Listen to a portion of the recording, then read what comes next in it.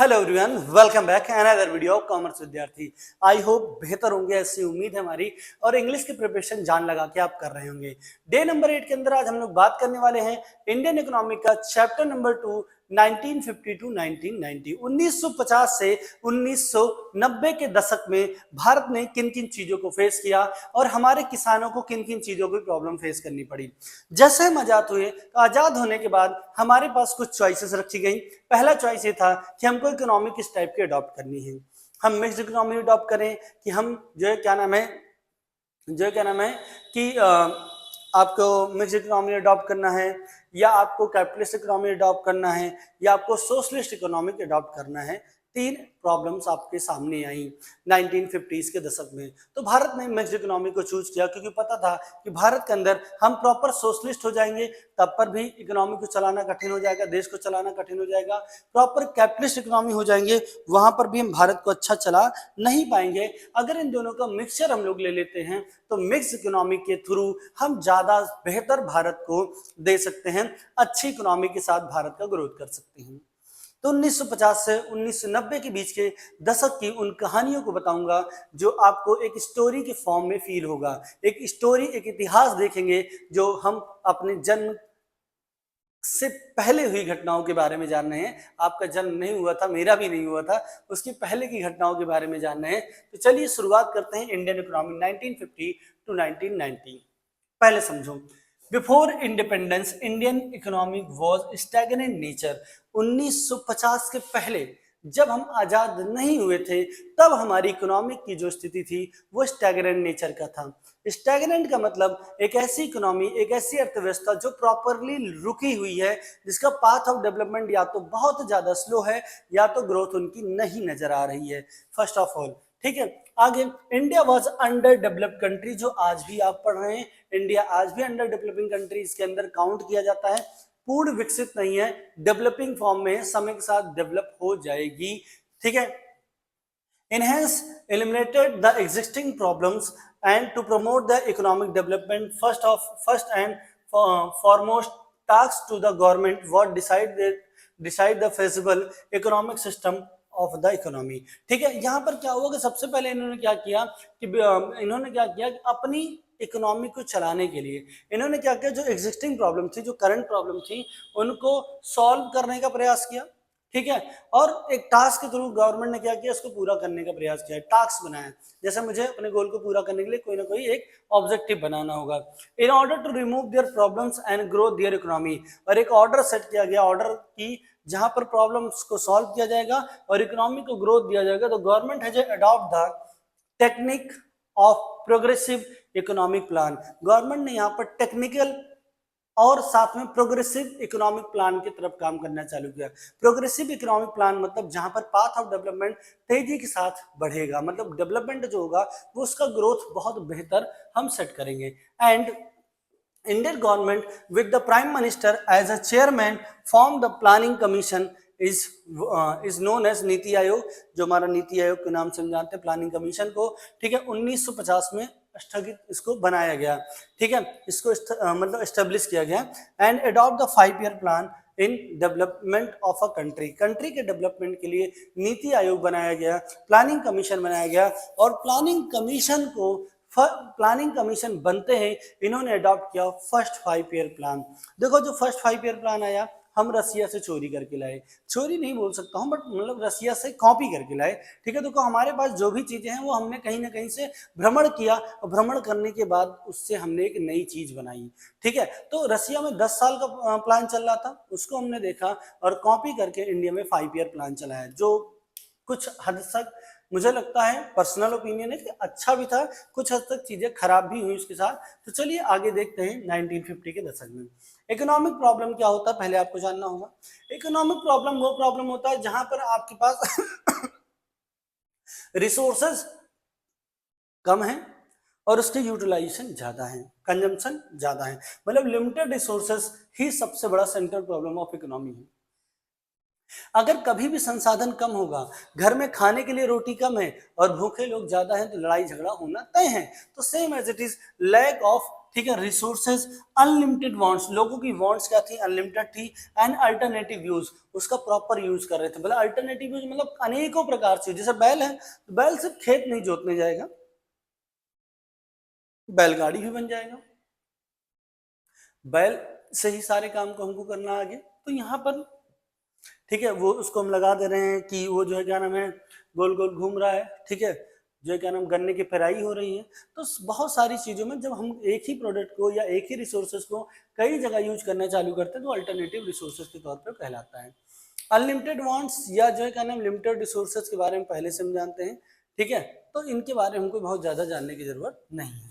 ठीक, अब देखो यहाँ पर समझिए, ठीक है, कि बेसिक तौर पे देखो भारत के अंदर जो इकोनॉमी थी वो तीन इकोनॉमी आपको अडॉप्ट करनी थी, ठीक है, सोशलिस्ट, कैपिटलिस्ट या मिक्स्ड इकोनॉमी। ठीक है, अब यहाँ पर क्या हो, मार्केट इकोनॉमी अगला टॉपिक आता है। मार्केट इकोनॉमी क्या होता है, तो it is a type of economy which are, ठीक है, which is the total allocation of resources made by the private या कैपिटलिस्ट बिजनेसमैन। ठीक है, मतलब ये है कि मार्केट इकोनॉमी वो इकोनॉमी होती है, मार्केट इकोनॉमी को कैपिटलिस्ट इकोनॉमी बोलते हैं। ठीक है, कि जहां पर कैपिटलिस्ट और बिजनेसमैन ही पूरी तरीके से गुड्स एंड सर्विसेज को प्रोड्यूस करेंगे, ठीक है, और वो क्या करेंगे, गाइड करेंगे, और वो ज्यादा से ज्यादा प्रॉफिट के लिए काम करेंगे। देखो प्राइवेट सेक्टर का काम क्या होता है, मैक्सिमम प्रॉफिट की तरफ भागती है, ठीक है, तो ज्यादा से ज्यादा प्रॉब्लम और प्रॉफिट की तरफ यहाँ भागना चालू करेंगे। ठीक है, as they are basically guided the market profit hence, ठीक है, मतलब मार्केट में काम करेंगे बट प्रॉफिट के लिए। Central problem of economy is not to the solve the market economy, ठीक है, मार्केट इकोनॉमी सेंट्रल प्रॉब्लम को सॉल्व नहीं कर सकती थी, इस वजह से हमने मार्केट प्रॉब्लम या मार्केट इकोनॉमी को या कैपिटलिस्ट इकोनॉमी को अडॉप्ट नहीं किया। Under such economy the prices of the production are determine the demand and supply, ठीक है, इस इकोनॉमी के तहत क्या था, डिमांड और सप्लाई के आधार पर प्राइस डिसाइड होती थी, and services of the government does not play the role of the control the market economy, और गवर्नमेंट का यहाँ पर किसी प्रकार का रोल नहीं रहता।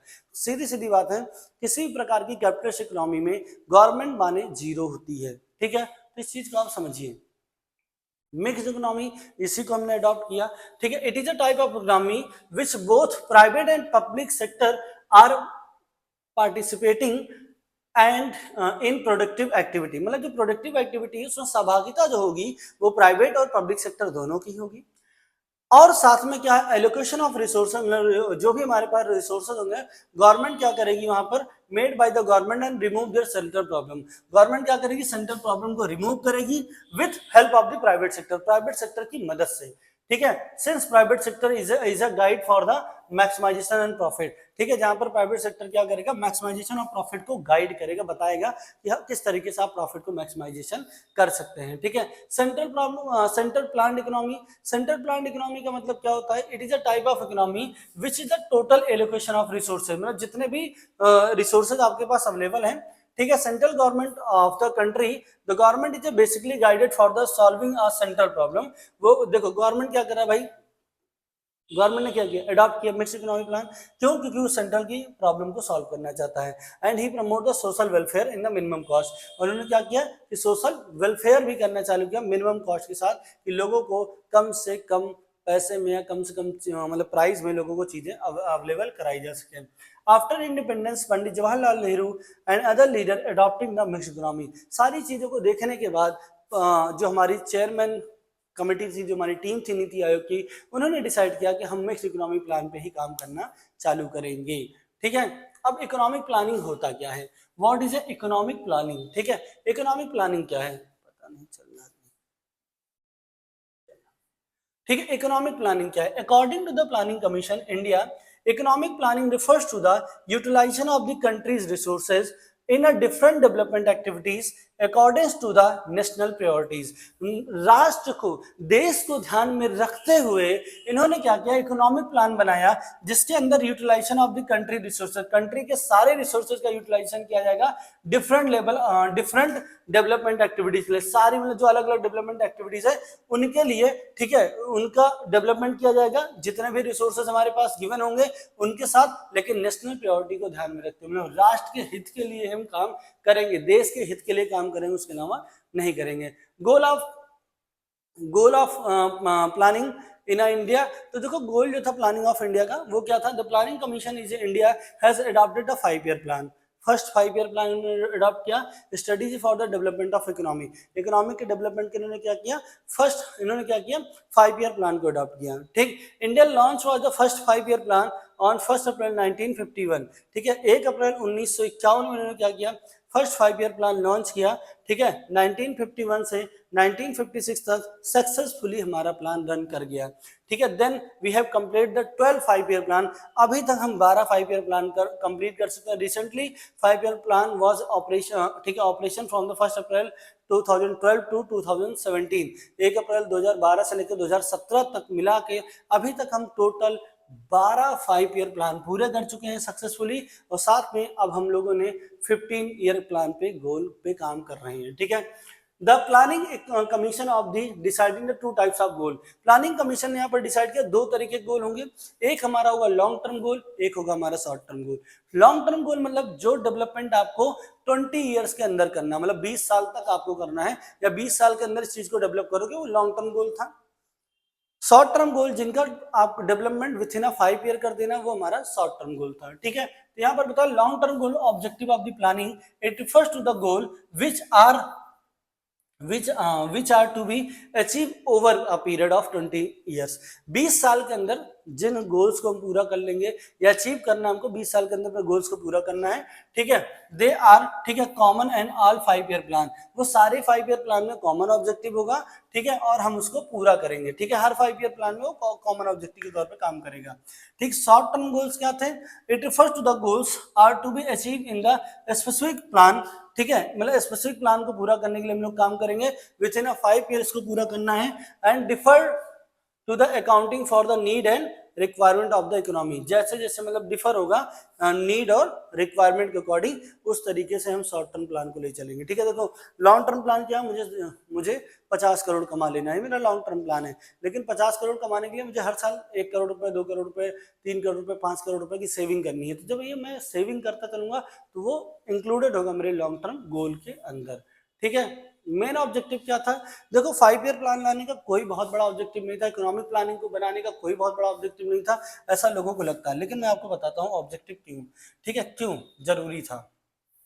पहला उद्देश्य था इकोनॉमिक ग्रोथ। क्या था, पहला उद्देश्य था हमारा इकोनॉमिक ग्रोथ, हमारी इकोनॉमी की ग्रोथ के लिए, हमारी इकोनॉमी की ताकत के लिए, क्योंकि हमारी जो इकोनॉमी थी 1950s के पहले स्टैग्नेंट पोजीशन की इकोनॉमी थी, जहां पर हमारा डेवलपमेंट बहुत ज्यादा स्लो वे में हो रहा था। जब हमारा डेवलपमेंट बहुत ज्यादा स्लो वे हो रहा था, तो इकोनॉमिक को बूस्ट देने के लिए इकोनॉमिक ग्रोथ पे इनका मेन ऑब्जेक्टिव क्या था, economic growth. During the colonial period, Indian economy was stagnant in nature, so first foremost objective of the economic planning, ठीक है, प्लानिंग इज इकोनॉमिक ग्रोथ। इनका पहला जो ऑब्जेक्टिव बना वो इकोनॉमिक ग्रोथ बना, बिकॉज इकोनॉमिक ग्रोथ क्या होता है, it refers to the increase of productivity, it refers increase in productivity capacity in an economy, and the basic criteria of the measuring the economic growth to the growth is the change of level of GDP. तो देखो change of GDP से हम जान पाते हैं, देखो GDP अगर हमारी बढ़ रही है तो हमको पता चल जाएगा कि हमारा ग्रोथ ऑफ इकोनॉमी अच्छा है या नहीं है, हमारा इकोनॉमी ग्रो कर रहा है कि नहीं कर रहा है।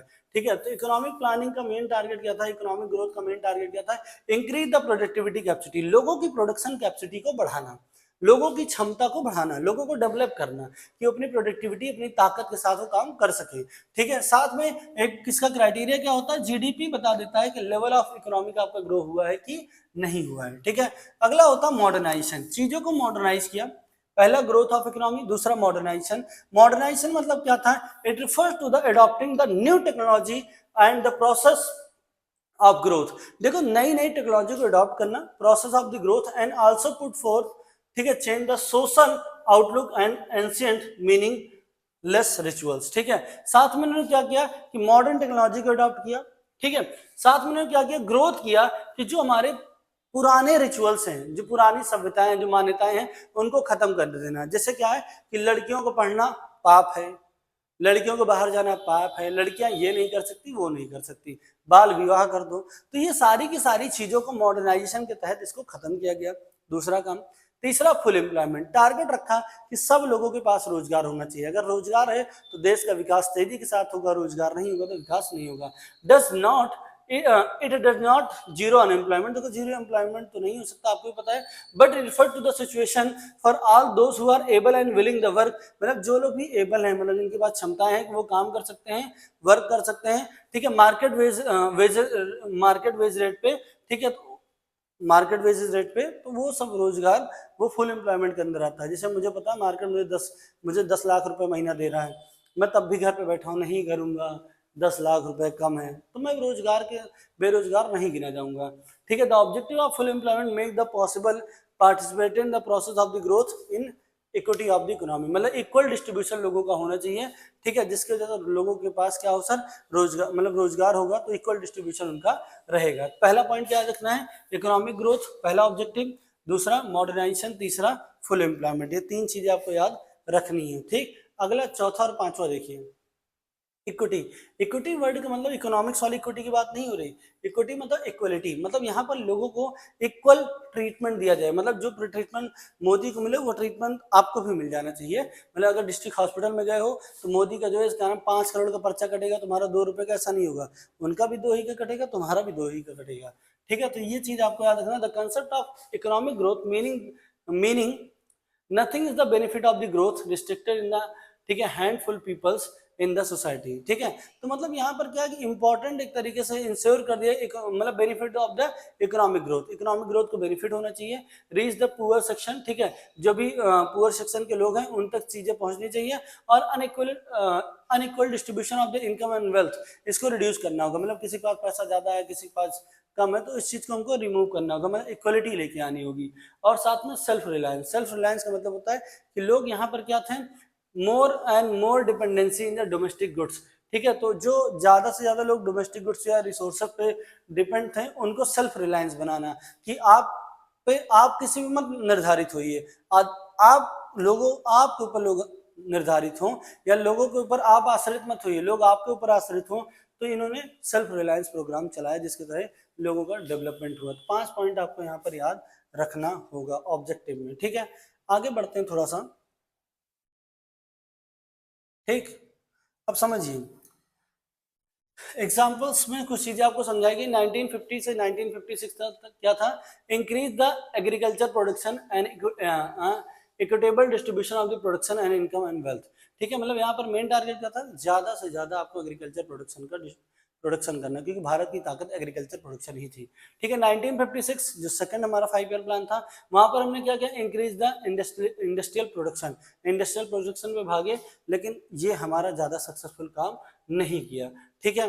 7 5 ईयर प्लान, ये आप बिल्कुल, जो मैं 5 ईयर प्लान बता रहा हूँ इंपॉर्टेंट है। 7 5 year plan generate the employment opportunity, यहाँ पर टारगेट रखा गया लोगों को ज्यादा से ज्यादा जॉब अपॉर्चुनिटी प्रोवाइड करनी है। इंक्रीज द एग्रीकल्चर प्रोडक्टिविटी, साथ में एग्रीकल्चर प्रोडक्टिविटी को बढ़ाना है। 11 5 ईयर प्लान, ये बहुत गंदा 5 ईयर प्लान था, ठीक है। ग्रोथ एंड पॉवर्टी रिडक्शन, यहाँ पर पॉवर्टी का लेवल बहुत बढ़ चुका था, तो इसलिए प्रोग्राम चलाया गया कि हमको ग्रोथ करनी है और पॉवर्टी एलिवेशन या पॉवर्टी को खत्म करना है, ठीक है। Generate high quality of job तो यहाँ क्रिएट कर, बट यहाँ हाई क्वालिटी ऑफ जॉब देना होगा, ठीक है। एंड प्रोटेक्टिंग द एनवायरमेंट, अपने एनवायरमेंट को प्रोटेक्ट करना होगा, साथ में and improve the quality of education. इसी टाइम पे चलाया गया था 2008 में एक प्रोग्राम चलाया गया था, 2008 और 2007 में स्कूल चले हम सर्व शिक्षा अभियान, ठीक है, क्योंकि यहाँ से लोगों ने ध्यान देना चालू किया कि एजुकेशन और health sector is a most important sector, ठीक है, बहुत इंपॉर्टेंट सेक्टर होने वाला है, ठीक है, तब लोगों ने यहाँ पर ध्यान देना चालू किया, ठीक। तो कुछ 5 ईयर प्लान्स यहाँ पर हमारे साथ काम कर रहे थे, ठीक है। इंपॉर्टेंस ऑफ एग्रीकल्चर इकोनॉमी, ठीक है, इंडियन इकोनॉमी के लिए क्यों इंपॉर्टेंट थी, ठीक है। Importance of agriculture in Indian economy, agriculture क्यों भारत की इकोनॉमी के लिए ताकत माना गया। जैसे शरीर के अंदर ब्लड होता है, उसी तरीके भारत की इकोनॉमी को चलाने वाला ब्लड एग्रीकल्चर, उसका किसान है, ठीक है, वही उसको चला पाएगा। तो importance of agriculture in Indian economy, ठीक है। India is an agriculture base, देखो भारत क्या है, एग्रीकल्चर बेस इकोनॉमी है। Near about 72% peoples working in the population engage on agriculture, 72% से ज्यादा के लोग, ज्यादा की पॉपुलेशन भारत की जो एंगेज थे एग्रीकल्चर सेक्टर में, और डायरेक्ट इनडायरेक्ट दोनों तरीके तरफ से थी, ठीक है। अब इसको किस तरीके से देखो, क्या बेनिफिट है, क्या इंपॉर्टेंट रोल है, कंट्रीब्यूशन इन जीडीपी को बढ़ाने में सबसे ज्यादा आज भी रोल प्ले करता है हमारा एग्रीकल्चर सेक्टर। तो जीडीपी की ग्रोथ के लिए, ठीक है, आपको पता है एग्रीकल्चर सेक्टर क्या है, वो एग्रीकल्चर सेक्टर पूरी तरीके से कंट्रीब्यूट करता है किसमें, जीडीपी की ग्रोथ के लिए काम करता है, ठीक है। तो ये इस चीज का पहला पॉइंट क्या है, इंपॉर्टेंट क्या है, कंट्रीब्यूशन इन जीडीपी। दूसरा है supply of food grain.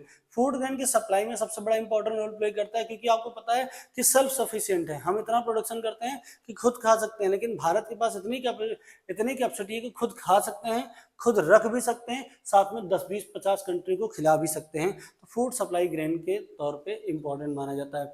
Source of employment, Bharat के अंदर आज भी करीब करीब मान के चलो कि 50% के आसपास की पॉपुलेशन, 45% के आसपास की population working on agriculture sector, और उनके लिए सबसे बड़ा सोर्स जो है एम्प्लॉयमेंट का वो क्या है, ठीक है, एग्रीकल्चर सेक्टर है, ठीक है। तो इस चीज को आपको याद रखना है इंपॉर्टेंस के अंदर, ठीक। शेयर ऑफ एक्सपोर्ट, ठीक है, एक आध पॉइंट छूट गया क्या, हाँ, ठीक है, ये सप्लाई ऑफ रॉ मटेरियल, ठीक है, रॉ मटेरियल सप्लायर के तौर पे भी हम सबसे बड़े, ठीक है, सप्लायर के तौर पे काम करते हैं, क्योंकि हमारा एग्रीकल्चर ही है जो क्या करता है, सीड्स, ऑयल, ठीक है, sugarcane, sugar mills, textile, cotton, ठीक है, इन सबको रॉ मटेरियल के तौर पे भी प्रोवाइड करता है, ठीक है, रॉ मटेरियल के तौर पे भी बहुत बड़ा एक्सपोर्टर है, ठीक है, पहले भी था अभी भी है, ठीक है। अगला है शेयर इन एक्सपोर्ट, ठीक है, शेयर ऑफ एक्सपोर्ट में भी सबसे बड़ा रोल है, क्योंकि सबसे ज्यादा शेयर्स, मतलब ज्यादा से ज्यादा चीजें हम एक्सपोर्ट करते हैं, रॉ मटेरियल्स को, एग्रीकल्चर सेक्टर्स को, ठीक है, मतलब रॉ मटेरियल्स वगैरह हम सबसे बड़ा लेवल पे एक्सपोर्ट करते हैं। Agriculture sector play the important role in an earning for the foreign exchange reserve, FD, हमारा फॉरेन एक्सचेंज को बढ़ाने के लिए सबसे बड़ा रोल प्ले करता है, ठीक है, हमारा एग्रीकल्चर, ठीक है। एक्सपोर्ट ऑफ द कमोडिटीज, सबसे ज्यादा एक्सपोर्ट करने वाली कमोडिटी हमारी है jute, cotton, coffee and T, सबसे भयंकर लेवल पे हम लोग एक्सपोर्ट करते हैं, और बहुत सारी कंट्रियां हमसे इसको खरीदती हैं, जिसकी वजह से हमारा फॉरेन एक्सचेंज बढ़ता है। गवर्नमेंट का रेवेन्यू भी सबसे ज्यादा एग्रीकल्चर सेक्टर से ही जनरेट होता है। सोर्स ऑफ रेवेन्यू क्या है, मतलब सोर्स ऑफ रेवेन्यू भी है, क्योंकि government generate the revenue for the agriculture sector, ठीक है, गवर्नमेंट हमेशा एग्रीकल्चर सेक्टर से ही रेवेन्यू जनरेट करता है through the land revenue and, ठीक है, टैक्सेस, ठीक है, एंड कमोडिटीज प्रोड्यूस। तो इन सब के थ्रू क्या होता है कि ज्यादा से ज्यादा रेवेन्यू जनरेट करता है। Market for the industrial sector, ठीक है, सबसे बड़े इंडस्ट्रियल सेक्टर के लिए भी एग्रीकल्चर सेक्टर ही सबसे ताकतवर है, क्योंकि अगर एग्रीकल्चर सेक्टर में प्रोडक्टिविटी कम हो जाएगी, लोग कम काम करेंगे, तो इंडस्ट्री कभी चल ही नहीं पाए, क्योंकि इंडस्ट्री को रॉ मटेरियल चाहिए, वो सारा का सारा रॉ मटेरियल हम एग्रीकल्चर सेक्टर से ही लेते हैं। बिस्किट खा रहे हैं, गेहूं चाहिए, ठीक है, तो मतलब हर एक चीज के लिए एग्रीकल्चर भी डिपेंडेंट है, सॉरी, मतलब इंडस्ट्रीज भी डिपेंडेंट है हमारे किसानों के ऊपर, हमारे एग्रीकल्चर सेक्टर के ऊपर, ठीक है।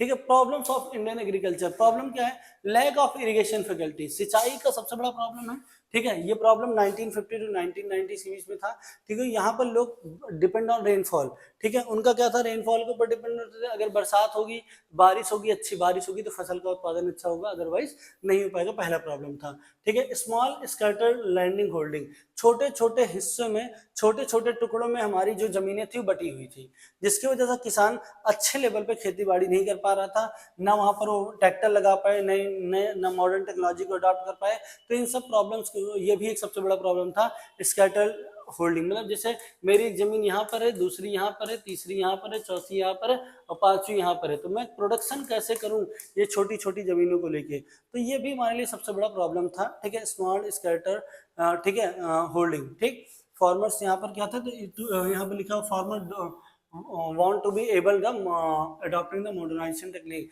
ठीक है, वो मॉडर्नाइज टेक्निक या मॉडर्न टेक्निक को अडॉप्ट नहीं कर पा रहे थे, ठीक है। आगे लिखा हुआ है ठीक है, डिफिशिएंसी ऑफ इंस्टीट्यूशनल फाइनेंस, ठीक है, यहाँ पर क्या था, कमियां थी इंस्टीट्यूशनल फाइनेंस की, क्योंकि किसानों को पैसे की जरूरत होती, फंड की जरूरत होती थी, तो फाइनेंस उनके पास अरेंज नहीं हो पाता, तो गांव के जो लाला होते थे, साहूकार होते थे, उनके पास जाते थे, अपना सामान, अपना खेती बाड़ी गिरवी रख के अपना फाइनेंस अरेंज करते थे, जिसकी वजह से कुछ समय बाद उनका खेत उन्हीं लाला साहूकारों के पास चला जाता था, क्योंकि उनकी जो बोरोइंग कॉस्ट थी वो हाई थी, ठीक है, हाई कॉस्ट पे बोरोइंग करते थे, ठीक है, उनका रेट ऑफ इंटरेस्ट बहुत हाई होता था, जिसकी वजह से फार्मर्स हमेशा डेब्ट ट्रैप में फंसे रह जाते थे, ठीक है। कन्वेंशनल आउटलुक, कन्वेंशनल आउटलुक मतलब क्या था कि यहाँ पर जो इन्वेशन थे, ठीक है, फार्मर के, ठीक है, अब वो टेक्निक्स को अडॉप्ट तो कर नहीं पा रहे हैं, तो यहाँ पर क्या थी कि Indian farmer still relay on the traditional method, वो पुराने ही मेथड पे काम कर रहे थे, नए मेथड पे काम न करने की वजह से फार्मर को ज्यादा से ज्यादा लॉस बियर करना पड़ता था, ठीक है, मतलब वहां पर बिजनेस बेसिस पे काम नहीं कर पाते थे, वो प्रोडक्ट मजबूरी में चीजों को चला रहे होते थे। ठीक है, अब यहाँ पर क्या है, लैक ऑफ, ठीक है, ऑर्गेनाइज्ड मार्केट सिस्टम। ठीक है, अब यहाँ पर ऑर्गेनाइज मार्केट सिस्टम नहीं होता था, तो जैसा तैसे रेट भाव मिलता था वैसे ये बेच देते थे। मतलब फार्मर को सेल करने के लिए एक पर्टिकुलर मार्केट नहीं मिल पाता था पहले। जब मार्केट नहीं मिलता था तो जैसे औना पौना दाम मिलता था, सेल करके किसान किनारे हो जाते थे और किसानों को यहाँ पर ज्यादा से ज्यादा लॉस फेस करना पड़ता था। ठीक है, आगे बात है, अगला टॉपिक है लैंड रिफॉर्म। क्या होता है? लैंड रिफॉर्म एक सिस्टम था जिसे इंस्टीट्यूशनल रिफॉर्म के तौर पे जानते हैं। It refers to the change of ownership land holding. ठीक है, मतलब यहाँ पर क्या था, जो ओनरशिप थी, ठीक है, खेती की, वो ट्रांसफर हो जाती थी किसी और को, तो उसमें प्रॉब्लम थी। क्या था? Abolition of intermediaries. ठीक है, अब यहाँ पर क्या था कि मतलब आपको पता है, इन the first and most important action taken by the government remove their intermediary, मतलब जमींदारी प्रथा से इनको रिमूव किया गया। जितने भी जमींदार थे उनसे खेत ले लिया गया, जिनको था उनको दे दिया गया। As a started the previous chapter in colonial government, ठीक है, अडॉप्टिंग द जमींदारी सिस्टम। पिछले चैप्टर में बताया गया था ना, जमींदारी सिस्टम था। तो जमींदारी सिस्टम में जमींदार को एज ए नॉमिनल हेड बना दिया गया था, जहां पर वो रेवेन्यू कलेक्ट करते थे और ले जाके मतलब ब्रिटिश गवर्नमेंट को जमा कर देते थे। गवर्नमेंट ने क्या किया कि इन सब को, ठीक है, हटा दिया। ठीक, इन सबको हटा दिया, जिसकी वजह से बेटर एग्रीकल्चर या बेटर प्रोडक्टिविटी हो सके। ठीक है, द पॉलिसी जो ब्रॉट करीब 200 lakh tenants into the direct contact with the government and also ownership right for them give. करीब 200 लाख, ठीक है, जो किसान थे उनकी जमीनों को उनको लौटा दिया गया। ठीक है, जिसकी वजह से अच्छी प्रोडक्टिविटी के ऊपर ध्यान दे सके। तो लैंड रिफॉर्म के अंदर जमींदारी सिस्टम सबसे पहले खत्म किया गया। अगला है सीलिंग ऑन लैंडिंग होल। ठीक है, मतलब ये लैंडिंग सीलिंग इसको बोलते हैं। इन्होंने फिक्स किया maximum amount of the land, लोगों के पास कितना मैक्सिमम अमाउंट लैंड होगा। जैसे किसी के पास 200 एकड़ है, किसी के पास 20 एकड़ है, किसी के पास एक भी नहीं है। तो जिसके पास एक भी नहीं, 200 वाले से लेके इसको दे दिया जाएगा। ठीक है, the fixing the maximum amount of the land which are could be owned by the individual in order to the promote the equality of the agriculture sector। मतलब यहाँ पर जिसके पास ज्यादा है उसको लेके दे दो, जिसकी वजह से इक्वलिटी ऑफ एग्रीकल्चर हो सके। तो गवर्नमेंट ने यहाँ पर भी एक इनिशिएटिव समय के साथ लिया। ठीक है, especially the maximum limit of the land of the individual can be hold any excess land beyond that the limit can be taken over by the government. अगर किसी के पास ज्यादा है तो गवर्नमेंट ले लेगी, और जो लैंडलेस पीपल्स हैं उनको फार्मर को प्रोवाइड कर देगी, छोटे किसानों को या लैंडलेस पीपल जो है उनको दे देने का काम करेगी। तो सीलिंग ऑन लैंडिंग होल्ड था। ठीक है, कंसोलिडेशन ऑफ होल्डिंग। ठीक है, कंसोलिडेशन ऑफ होल्डिंग के अंदर क्या consolidation, it refers to the मतलब practices to allot their land of the farmer one piece as a replacement for the scattered holding. देखो जैसे क्या है, मेरा खेत एक यहाँ है, एक यहाँ है, एक यहाँ है, एक यहाँ है। ठीक है, सॉरी समझिए, एक खेत मेरा यहाँ है, एक खेत मेरा यहाँ है, एक खेत मेरा यहाँ है, एक खेत मेरा यहाँ है। तो नई टेक्नोलॉजी को लगाकर मुझे यहाँ पर खेती बाड़ी करना कठिन हो जा रहा था। तो गवर्नमेंट ने क्या किया कि, ठीक है, मतलब जो स्कैटर होल्डिंग सिस्टम को लेके आए, इन्होंने बोला कि जो भी बिखरे बिखरे खेत हैं उन सबको एक जगह पर दे दो।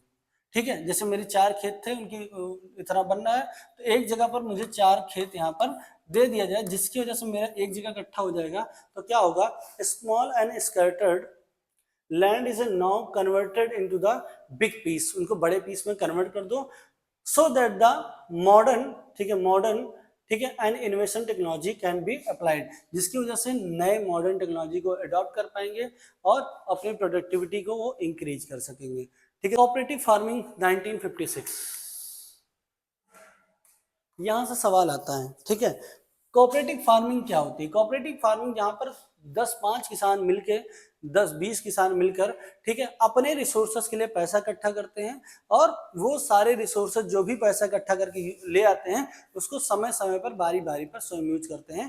ठीक है, वो हमारा क्या था कि कोऑपरेटिव फार्मिंग था। मतलब जैसे कोऑपरेटिव फार्मिंग का बेनिफिट ये था कि आपको पता है कि जब फार्मर जो है उनको किसी और से पैसा नहीं लेना पड़ेगा, उन्होंने एक समूह बना लिया, उस समूह में कुछ पैसा वो समय के साथ डाल रहे हैं, वो पैसा जिसको जरूरत है उसको दे दिया जाएगा, उसके थ्रू जो भी एसेसरीज या जो भी रिसोर्सेज जनरेट किए जाएंगे उसका यूज सब के सब लोग कर सकते हैं। ये कोऑपरेटिव फार्मिंग था। ठीक है, joint farming the small cultivators by the pooling their of the land and other resources enjoy the benefits in the large scale farmer is known as cooperative farming. Together the farmer can be buy input and lower prices they sell their product in the higher cost. ठीक है, इसका benefit भी क्या था कि जैसे farmer एक साथ बड़े लेवल पे प्रोडक्शन कर रहे हैं, ठीक है, अब वो क्या करते थे, जब एक फार्मर बेचने जाएगा लाला 10 रुपए किलो लूंगा, ठीक है, 9 रुपए किलो लूंगा, ठीक, तो अब यहाँ पर क्या अलग अलग लोग रेट अलग अलग दे रहे थे।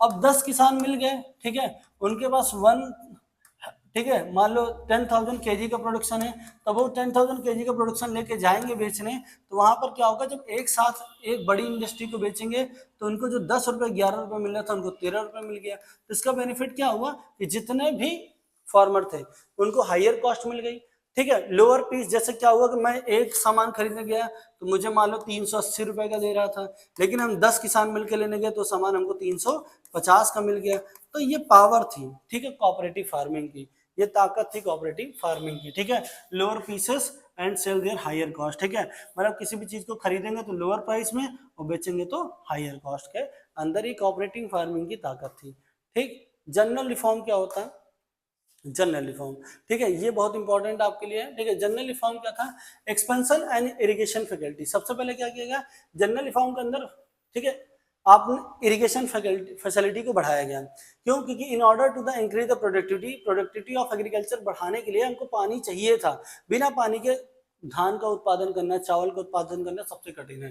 तो in order to increase the productivity of agriculture the government of India is especially focused and providing the proper and permanent irrigation facility। नहरों का निर्माण करा दिया, परमानेंट सोल्यूशन निकाल दिया कि भैया आपको सिंचाई का आपको सिंचाई मिलेगी, आपको पानी मिलेगा। 1951 approx 17% land was permanent mean the irrigation facility, ठीक है, 17% जो क्या नाम है 17% करीब करीब लोगों को प्रोवाइड कर दिया गया कि इनको बराबर पानी मिलेगा खेती बाड़ी के लिए। According to the World Bank about 30% people total agriculture land, ठीक है, रिले बाई, ठीक है, इरिगेशन, ठीक है, ये 2010 तक जो वर्ल्ड बैंक ने बताया था करीब करीब 35% लोग थे जिनके पास सिंचाई के संपूर्ण संसाधन हैं, ठीक है। इंस्टीट्यूशनल क्रेडिट, अब देखो यहाँ पर दूसरी चीज क्या हो, इंस्टीट्यूशनल क्रेडिट मतलब रीजनल रूरल बैंक बनाए गए, ठीक है, जिसको हम लोग बोलते हैं कि नाबार्ड वाबार्ड जो बनाया गया वो इसीलिए बनाया गया कि इनका मेन टारगेट क्या था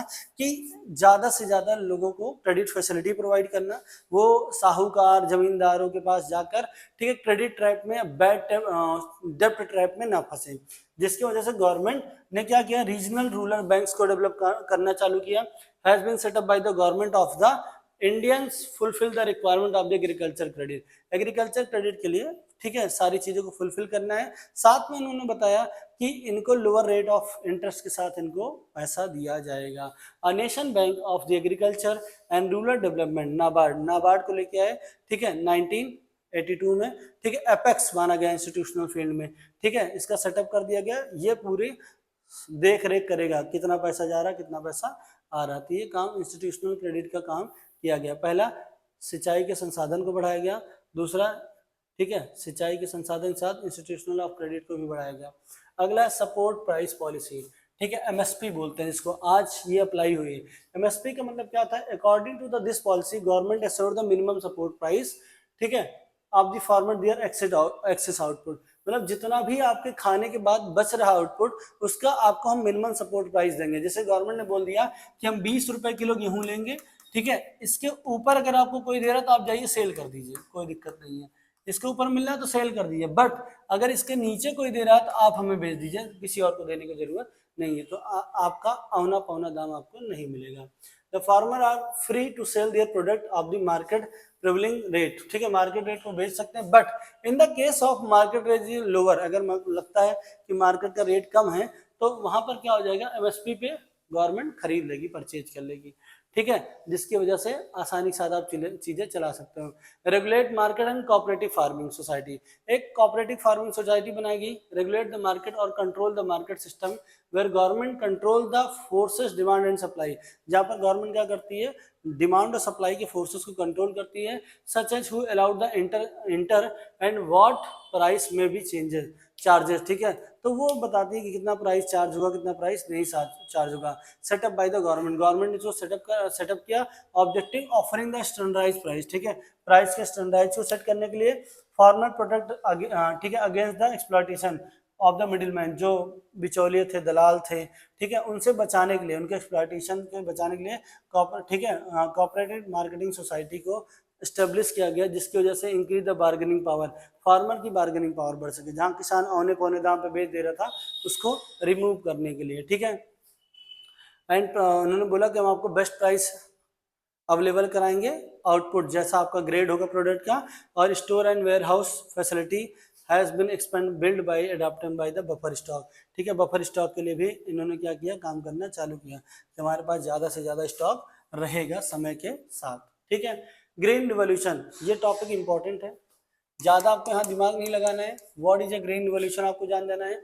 green revolution is suddenly and स्पेक्टुलर increase agriculture productivity, अचानक से एग्रीकल्चर प्रोडक्टिविटी में बहुत बड़ा चेंज आया, ठीक है, using the high variety of seed, high yielding seeds, ठीक है, जिसकी वजह से बहुत बड़ा चेंज आया। After independence although around 72% peoples on engage on agriculture, 72% लोग एग्रीकल्चर सेक्टर में एंगेज थे, but level of productivity is very low, but productivity हमारी बहुत कम थी। The government is initiate and many technology measure, उन्होंने क्या किया, इनिशिएट लिया, कुछ टेक्नोलॉजिकल मेजरमेंट किया, द कंटिन्यूअस, ठीक है,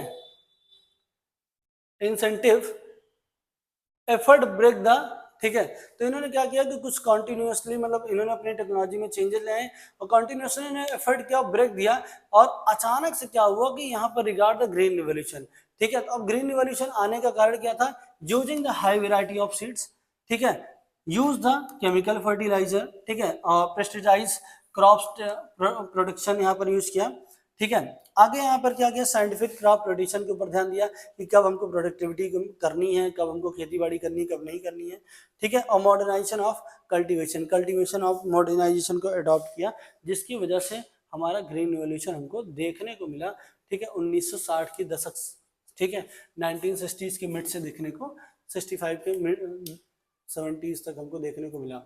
अचीवमेंट ऑफ ग्रीन रिवॉल्यूशन, यही पूछा जाता है, ठीक है, इंक्रीज द प्रोडक्टिविटी, हमारा प्रोडक्शन इंक्रीज हुआ कैसे, on the basis of fundamental achieving the green revolution, massive increase the production and productivity is the fruit grain of an economy. 1960 से 61 तक, ठीक है, जो हमारा प्रोडक्टिविटी था, क्षमता थी, ठीक है, increase the 52 million turns 1960 to 61, but 176 million 19 to 91, 176 million, just double productivity हो गई। इंक्रीज द नेशनल इनकम, जिसकी वजह से हमारा एनआई, राष्ट्र की आय बढ़ गई, क्योंकि हमारे पास प्रोडक्टिविटी ज़्यादा थी, फूड ग्रेन ज़्यादा था, तो हम अदर ऑटोमेटिकली और लोगों पर सप्लाई कर सकते थे। इंक्रीज द मार्केट सरप्लस, हमारे पास मार्केट सरप्लस हमारा बढ़ गया, क्यों, क्योंकि आपको पता है कि the portion of agriculture productivity which is sold the market by the farmer after the consumption के बाद वो क्या कर देते थे, वो चीज़ों को सेल कर देते due to increase the level of productivity, जब प्रोडक्टिविटी हमारी increase with higher amount of food grain can be produce on the same amount of the land which farmer now sell their food grain market even after the self consumption के बाद जितना भी बचता था वो सब बेच देते थे। Benefit of the lower group of income, इसका फायदा लोअर ग्रुप ऑफ इनकम को हुआ, कैसे हुआ, due to availability of the large amount of food grain in the market price, ठीक है, मार्केट प्राइस में उनको ज्यादा फूड ग्रेन मिल जाता था, there price is a decline, जिसकी वजह से प्राइस क्या होती है, थोड़ी सी डिक्लाइन हो जाती थी, comparison the other item of the consumption, जो भी अदर चीजें करने में कर रहे थे उससे कम प्राइस में मिल रहा था। The lower income group who is spending the large portion, और वो ज्यादा से ज्यादा, ठीक है, यहाँ पर लार्ज पोर्शन में पैसा खर्चा कर रहे थे, income on food and benefit from the this decline relative price यहाँ पर डिक्लाइन हो, तो मतलब जो भी हमारे लोअर ग्रुप ऑफ पीपल्स थे उनको भी बेनिफिट हुआ इसका एग्रीकल्चर ग्रीन रिवॉल्यूशन का, ठीक है, ग्रीन रिवॉल्यूशन का एक भयंकर बेनिफिट उनको भी मिला समय के साथ, ठीक। Failures of green revolution, failure क्या था इसके अंदर, लिमिटेड क्रॉप्स ऑनली, मतलब इसके अंदर सिर्फ प्रोडक्टिविटी जो थी वो लिमिटेड क्रॉप्स थी, गेहूं और चावल पे ही हरित क्रांति है और कहीं पर इसका ज़्यादा फायदा नहीं दिखा। अनइवन बेनिफिट्स ये था कि यहाँ पर HIV सीड्स का यूज कर रहे थे, मॉडर्न टेक्नोलॉजी का यूज कर रहे थे, विदाउट ह्यूज इन्वेस्टमेंट, बहुत कम इन्वेस्टमेंट के साथ, ठीक है, तो majority of farmers in India are small, ज़्यादातर देखो फार्मर छोटे थे, ठीक है, तो जो उनका जो मार्जिनल था फूड ग्रेन का वो रिवॉल्यूशन, ठीक है, mainly attract the big farmer, इसका फायदा सिर्फ बड़े फार्मर को हुआ, छोटे फार्मर को उसका ज्यादा फायदा नहीं मिल पाया। ठीक है, सॉइल डिग्रेडेशन, इसकी वजह से हमारी जो सॉइल क्वालिटी थी वो डिग्रेड होने लगी। डिग्रेड मतलब उसकी क्वालिटी थोड़ी सी कमजोर होने लगी, क्योंकि हम यहाँ पर अनइवन चीजें स्प्रेड कर रहे थे, जैसे फॉर एग्जाम्पल केमिकल फर्टिलाइजर चीजों का यूज करें, तो इसके हमारे समय के साथ प्रोडक्टिविटी अभी तो बढ़ गई है, बट समय के साथ प्रोडक्टिविटी कम हो जाएगी। ठीक है, तो इन सब चीजों के ऊपर ध्यान देना था हमको। ठीक है, अनइवन स्प्रेड मतलब ग्रीन रिवोल्यूशन क्या था, अनइवन स्प्रेड था, क्योंकि कंट्री के अंदर मतलब जैसे state like Punjab, Haryana, Tamil Nadu, Maharashtra made by the great impact, यहाँ सब ज्यादा इम्पैक्ट पड़ा, और कुछ स्टेट थे जहाँ पर किसी प्रकार का इम्पैक्ट आपको नजर नहीं आया। तो मतलब ऐसा नहीं था कि सिर्फ एक ही जगह इसका बेनिफिट हुआ, इसका बेनिफिट बहुत सारी जगह पर हुआ। ठीक है, इसके अंदर आता है हमारा इंडस्ट्रियल रिफॉर्म। इंडस्ट्रियल रिफॉर्म मतलब इंडस्ट्रीज के अंदर जो रिफॉर्म किया गया। ठीक है, in the context of the growth of development country, industrial sector always play the demand, ठीक है, ठीक है, डोमिनेटेड रोल। आपको पता है कि कभी भी किसी भी कंट्री का डेवलपमेंट के लिए सबसे बड़ा रोल जो प्ले करता है एग्रीकल्चर के बाद जो होगा वो इंडस्ट्रियल सेक्टर होगा, वो डोमिनेटिंग रोल प्ले करता है। अगर किसी भी इंडस्ट्री के पास मतलब किसी भी कंट्री के पास इंडस्ट्रियल डेवलपमेंट नहीं है तो कंट्री कभी भी डेवलप नहीं बन पाएगी। ठीक है, लाइक एज इकोनॉमिक इंडिया, ठीक है, इकोनॉमिक इंडिया, इंडियन इकोनॉमी में डोमिनेटिंग रोल प्ले करता है इंडस्ट्रियल सेक्टर। ठीक है, तो इसलिए इसका रिफॉर्म बहुत इंपॉर्टेंट है। The growth of industrial sector is necessary for the economic and monetary prosperities of country. ठीक है, तो मतलब यहाँ पर क्या बोले, ग्रोथ ऑफ ठीक है इंडस्ट्रियल सेक्टर। ठीक है, इंडस्ट्रियल सेक्टर का ग्रोथ जो था वो हमारी इकोनॉमी के लिए जरूरी था। ठीक है, और मॉनेटरी और prosperity of a country, country के लिए एक तरीके से क्या था, एक प्रसिद्धि थी। ठीक है, कि अगर हम डेवलप कर ले जाएंगे। इंडस्ट्रियल सेक्टर प्रोवाइडेड, ठीक है, इंडस्ट्रियल सेक्टर क्या प्रोवाइड करता है, more stable resources of employment, employment का एक बहुत बड़ा रिसोर्स प्रोवाइड करता है। प्रमोट द मॉडर्नाइजेशन, मॉडर्नाइजेशन को प्रमोट करता है। Increase the national income, national income को बढ़ाने का काम करता है। Boost the growth of the potential in an economy, ठीक है, इकोनॉमिक की पोटेंशियल को बढ़ाने का काम करता है, मतलब उसकी ताकत को बढ़ाने का काम करता है। Increase the amount of export, जब ज्यादा प्रोडक्टिविटी होगी, अच्छी इंडस्ट्री लगाएंगे तो हम एक्सपोर्ट के ऊपर ज्यादा ध्यान दे पाएंगे। To help the modernization of industries, और मॉडर्नाइजेशन ऑफ इंडस्ट्रीज में भी थोड़ा बहुत ये हेल्प करेगा। At the time of independence industrial sector will was in the, ठीक है, इमेच्योर, जब आफ्टर इंडिपेंडेंस हमारे इंडस्ट्रियल सेक्टर प्रॉपरली मेच्योर नहीं थे, इसलिए जो हमारा सेकंड 5 ईयर प्लान था वहां पर हमको बहुत सारे फेलियर्स देखने को मिले थे। ठीक है, जिसको हम ज्यादा ग्रो नहीं कर पाए। ठीक है, role of government sector in industrial sector, तो देखो पब्लिक और गवर्नमेंट का कुछ रोल है, छोटे छोटे रोल है। ठीक है, development of industries, process of the industrialization, अगर इंडस्ट्रीज का डेवलपमेंट होगा तो इंडस्ट्रियलाइजेशन प्रोसेस कहलाएगा। ठीक है, इंडस्ट्रियलाइजेशन प्रोसेस होगा, but industrialization can not be left over the, ठीक है, इन प्राइवेट सेक्टर, मतलब ऐसा नहीं कि सिर्फ पब्लिक से हो पाएगा, मतलब गवर्नमेंट से हो पाएगा। यहाँ पर फ्यू हैंड्स पे ही काम करें, मतलब यहाँ स्लोली चीजें अपने आप डेवलप होंगी। ठीक है, direct involvement of the public sector is also necessary for the development, government का जो था वो मतलब उसने डायरेक्ट इन्वॉल्वमेंट किया। ठीक है, बढ़ाने के लिए क्या, लैक ऑफ कैपिटल, कैपिटल की कमी थी, तो गवर्नमेंट ने क्या किया, इन्वेस्ट किया, कैपिटल अरेंज किया और इन्वेस्ट किया। ठीक है, जिसकी वजह से डेवलप पूरी इकोनॉमी का डेवलपमेंट हो सके। लैक ऑफ इनिशिएटिव, किसी प्रकार का इनिशिएटिव आफ्टर इंडिपेंडेंस गवर्नमेंट ने लिया मार्केट के अंदर कि इसको मतलब बड़ी मार्केट बनाना है, बड़ी मार्केट बनाना है, ह्यूज इन्वेस्टमेंट यहाँ पर जरूरत है। ठीक है, अगला है सोशल जस्टिस, मतलब ऐसी चीजें तैयार करनी है जो सोसाइटी के वेलफेयर के लिए, उससे प्रॉफिट मैक्सिमाइजेशन की तरफ नहीं भागना है, साथ में सोसाइटी का वेलफेयर भी करना है। Development of the infrastructure, infrastructure को समय के साथ डेवलप करना होगा। ठीक है, तब जाके हमारे इंडस्ट्रियल सेक्टर प्रॉपरली रिफॉर्म हो पाएगा। ठीक, इंडस्ट्रियल पॉलिसी रिवॉल्यूशन 1956 में, 1956 में जो सेकंड 5 ईयर प्लान था, इंडस्ट्रियल रिवॉल्यूशन के नाम से उसको हम लोग जानते हैं, क्योंकि यहाँ पर क्या हुआ, इसमें हमने बड़े बड़े चेंजेस किए। ठीक है, चेंजेस क्या किए थे sir, according to the Indian policy 1956 government is increase the role of public sector, government ने क्या किया, पब्लिक सेक्टर के रोल को बढ़ाया। ठीक है, इन इंडस्ट्रियल डेवलपमेंट, इंडस्ट्रीज के डेवलपमेंट के, the main objective of the revolution is accelerate the growth, क्योंकि हमको पता था कि हमारा मेन उद्देश्य क्या था, इकोनॉमिक को एक्सेलरेशन देना, उसको बढ़ाना। ठीक है, इंडस्ट्रियल सेक्टर के थ्रू। ठीक है, ठीक है, concentration of the wealth and economy is hand few individual only. ठीक है, कुछ लोगों के पास, जैसे क्या देखो वेल्थ और इकोनॉमी का है, फ्यू हैंड्स ओनली, कुछ ही लोगों के पास इसकी ताकत थी, तो गवर्नमेंट ने यहाँ पर कुछ चीजों पे काम करना चालू किया।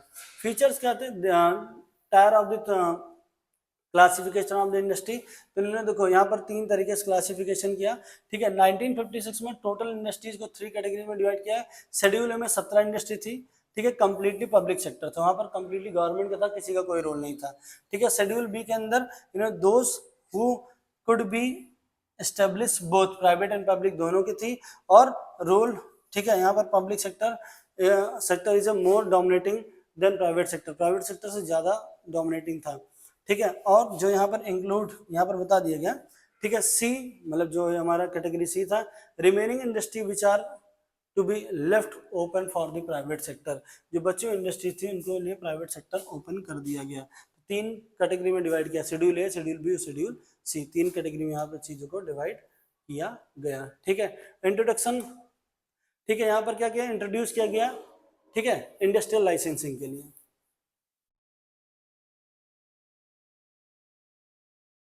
ठीक है। इंडस्ट्रियल लाइसेंसिंग के लिए इंट्रोडक्शन ऑफ इंडस्ट्रियल लाइसेंसिंग, यहाँ गवर्नमेंट ने ओपन कर दिया कि अगर आपको विदाउट परमिशन आप किसी तरीके के इंडस्ट्रीज को लगा नहीं सकते हैं, सरवाइव नहीं कर सकते हैं, तो वहां पर आपको ध्यान देना होगा कि ज्यादा से ज्यादा इंडस्ट्रीज आपको जो भी लगानी है वो सब विदाउट गवर्नमेंट नहीं होनी चाहिए, मतलब गवर्नमेंट से आपको लाइसेंस लेने की जरूरत है, उसके बिना आप काम नहीं कर पाएंगे। इंडस्ट्रियल, ठीक है, कंसेशन तो जो भी कंसेशन होगा, ठीक है, टैक्स में या जो भी होगा, सब्सिडीज वगैरह जो होगी पावर और रेट ऑफ सप्लाई, वो सब का सब आपके लिए किसके ऊपर डिपेंडेंट होगा, आप पब्लिक गवर्नमेंट के ऊपर डिपेंडेंट होंगे, ठीक है। गवर्नमेंट जो चीजें आपको देगी उसके हिसाब से ही आपको काम करना पड़ेगा, ठीक है।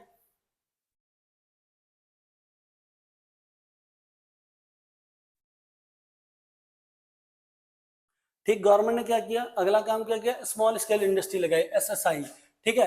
स्मॉल स्केल इंडस्ट्री का मेन टारगेट क्या था कि जो ग्रामीण क्षेत्रों के पास इसको लगाया जा सकता था, ठीक है, और इसकी इन्वेस्टमेंट थी नॉट एक्सीड 5 लाख, ठीक है, 5 लाख रुपए के ऊपर यहाँ पर इन्वेस्टमेंट नहीं कर सकते थे, ठीक है। 5 लाख से कम की जो इंडस्ट्री थी वो स्मॉल स्केल इंडस्ट्री के अंदर काउंट किया गया, और ये ज्यादातर ग्रामीण क्षेत्रों में इसको लगाया जाने था, ठीक है।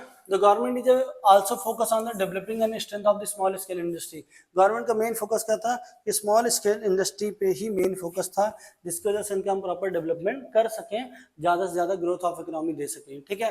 रोल क्या था स्मॉल स्केल इंडस्ट्री का, फीचर क्या था, तो लेबर इंसेंटिव टेक्निक थी, मतलब यहाँ पर आपको कैपिटल नहीं लेबर के थ्रू काम कर लेना है, ज्यादा से ज्यादा लेबर लगाइए, मशीनों को हटाएंगे तो कैपिटल हमारा मतलब कैपिटल इंसेंटिव टेक्निक पे नहीं काम करके लेबर इंसेंटिव टेक्निक पे काम करना इनका मेन टारगेट था, ठीक है। तो इन्होंने क्या किया, लेबर इंसेंटिव टेक्निक पे काम करना चालू किया, ठीक है। Promote the balance regional growth, ठीक है, जो यहाँ पर क्या हो, रीजनल ग्रोथ को डेवलप करना चालू किया, प्रमोट करना चालू किया, मतलब लोकल और फ्रेंडली प्रोडक्ट बनाना है स्मॉल स्केल इंडस्ट्रीज के थ्रू, जिस चीज का जो आपके आसपास आसानी से रिसोर्सेज मिल जाए, ठीक है। अगला प्रमोट इक्विटी, इक्विटी को प्रमोट किया, मतलब यहाँ पर जो भी इन्वेस्टमेंट था, ठीक है, बता दिया गया, ठीक है। Promote equity, small scale industry required for the less amount of investment, मतलब बहुत कम इन्वेस्टमेंट के साथ शुरू हो जाती थी, ठीक है। Compare for the big industry, जिसको हम बड़ी इंडस्ट्री के साथ कंपेयर कर सकते हैं, विच डज नॉट, ठीक है, concern the power of economy in few hand, जिसकी वजह से जो इकोनॉमी की पावर है वो कुछ लोगों के हाथों में ना जाए, इस वजह से स्मॉल स्केल इंडस्ट्री पे काम करना चालू किया गया, ठीक है। तो यहाँ पर कुछ पॉइंट है, ठीक, ठीक है। फॉरेन ट्रेड पॉलिसीज के ऊपर इन्होंने काम किया, फॉरेन ट्रेड पॉलिसी में क्या था कि जो हमारा कोटा और टैरिफ सिस्टम था उसको इन्होंने बदलने का काम किया, ठीक है। तो पहले तो इन्होंने अप्लाई किया कि जो ब्रिटिशर चला रहे थे उसी को नहीं चलाया, रिफॉर्म 1991 में जाके किया कोटा और टैरिफ सिस्टम का, ठीक है। ड्यूरिंग द कॉलोनियल पीरियड, ठीक है, primary exporter of raw material, बहुत बड़े एक्सपोर्टर थे रॉ मटेरियल के, और importer of the finished goods, ठीक है। But after independence India foreign trade undergoes with the massive change, कुछ बड़े बड़े चेंज किया, जैसे in the order of the self sufficient, मतलब हम खुद के लिए सेल्फ सफिशिएंट है। India has followed the policies and import substitution, ठीक है, इंडिया ने क्या किया, इंपोर्ट सब्स्टिट्यूशन पॉलिसी फॉलो किया, सबसे पहले पाकिस्तान ने फॉलो किया था। Import substitution policy is a replacement for the import and domestic production, ठीक है। तो मतलब बाहर हमको सामान नहीं बेचे, मतलब बाहर के सामान को रिप्लेस कर दिया डोमेस्टिक प्रोडक्ट के साथ, ठीक है, कि बाहर के सामान को इंपोर्ट नहीं करना है, ठीक। अकॉर्डिंग टू दिस पॉलिसी, ठीक है, इनका जो इस पॉलिसी के तहत जो टारगेट था, importing the goods from the foreign country, domestic industries are encourage by giving the different incentive producer Indian, ठीक है। तो इंडिया के अंदर हमको क्या, द इन इंडिया, ठीक है, इंडिया के अंदर ही हमको क्या करना है, प्रोडक्शन करना है, बाहर की चीजों को हमको इंपोर्ट करने की जरूरत नहीं है। Government can use the two way of the protecting the domestic goods को बचाने के लिए उन्होंने फॉरेन ट्रेड पॉलिसी के अंदर बदलाव किया था, टैरिफ और कोटा सिस्टम लगाया। टैरिफ कोटा सिस्टम, अगर आप किसी भी चीज को, गुड्स को, किसी भी चीज को अगर आप इंपोर्ट करते हैं तो आपको टैक्स ज्यादा देना पड़ेगा, ठीक है, प्राइस आपका बढ़ जाएगा, ऑटोमेटिकली चीजों का तो मार्केट के अंदर डिमांड रिड्यूस हो जाएगी। और कोटा में क्या था कि यहाँ पर क्या हुआ, impose the tax restricted for the limited number, ठीक है, मतलब एक लिमिट लगा दी इसके ऊपर आप चीजें इंपोर्ट नहीं कर सकते हैं, ठीक है। तो यहाँ पर, ठीक है, यहाँ पर कुछ चीजों के ऊपर ध्यान दिया, ठीक है। तो ये हमारा हो गया ट्रेड पॉलिसी। अब इसके अंदर बनने वाले कुछ चैप्टर के अंदर बनने वाले कुछ इंपॉर्टेंट क्वेश्चन है, ठीक है, वो इंपॉर्टेंट क्वेश्चन आपको देख लेना चाहिए शॉर्ट में। What are the basic reason of the, ठीक है, क्रिएट अ सेंटर प्रॉब्लम, ये सब मत देखो।